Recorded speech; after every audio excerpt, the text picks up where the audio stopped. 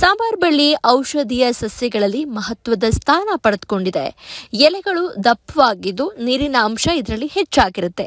ಈ ಎಲೆಗಳನ್ನ ಸ್ವಲ್ಪ ಬೆಂಕಿಯಲ್ಲಿ ಬಾಡಿಸಿ ಹಿಂಡಿದ್ರೆ ನೀರು ಸಿಗತ್ತೆ.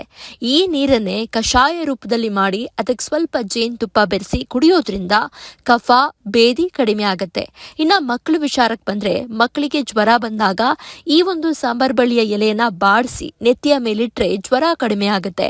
ಇದರ ಜೊತೆಗೆ ಈ ಸಾಂಬಾರ್ ಬಳ್ಳಿಯ ಎಲೆಗಳ ರಸ ಮತ್ತು ಅಷ್ಟೇ ಪ್ರಮಾಣದಲ್ಲಿ ಎಳ್ಳೆಣ್ಣೆಯನ್ನ ತೆಗೆದುಕೊಂಡು ತಲೆಗೆ ನಿತ್ಯ ಹಚ್ಕೊಳ್ಳೋದ್ರಿಂದ ಕಣ್ಣುರಿ ಕೂಡ ಕಡಿಮೆ ಆಗುತ್ತೆ.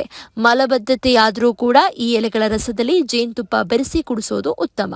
ಇನ್ನು 1 ವಾರದವರೆಗೆ ದೊಡ್ಡಪತ್ರೆ ಎಲೆಯ ರಸವನ್ನ ಕುಡಿಯೋದ್ರಿಂದ ಹಳದಿ ರೋಗ ನಿವಾರಣೆಯಾಗತ್ತೆ. ಚೇಳು ಕಡಿದ ಜಾಗಕ್ಕೆ ಈ ಒಂದು ಎಲೆಯ ರಸವನ್ನ ಹಚ್ಚಿದ್ರೆ ನೋವು ಆದಷ್ಟು ಬೇಗ ನಿವಾರಣೆ ಆಗತ್ತೆ. ಇನ್ನು ಇದಕ್ಕೆ ಸ್ವಲ್ಪ ಉಪ್ಪು ಸೇರಿಸಿ ತಿನ್ನೋದ್ರಿಂದ ಜೀರ್ಣಶಕ್ತಿ ಹೆಚ್ಚಾಗತ್ತೆ. ತುರಿಕೆ, ಕಜ್ಜಿ ಅಥವಾ ಬೆವರು ಸಾಲೆ ಏನಾದರೂ ಆಗಿದ್ರೆ ಆ ಜಾಗಕ್ಕೂ ಕೂಡ ಹಸಿಯಾಗಿ ಈ ಒಂದು ಸಾಂಬಾರ್ ಬಳ್ಳಿ ಎಲೆಗಳನ್ನ ಸ್ವಲ್ಪ ಜಜ್ಜಿ ಹಚ್ಚೋದ್ರಿಂದ ತುರಿಕೆ ಕಡಿಮೆ ಆಗುತ್ತೆ.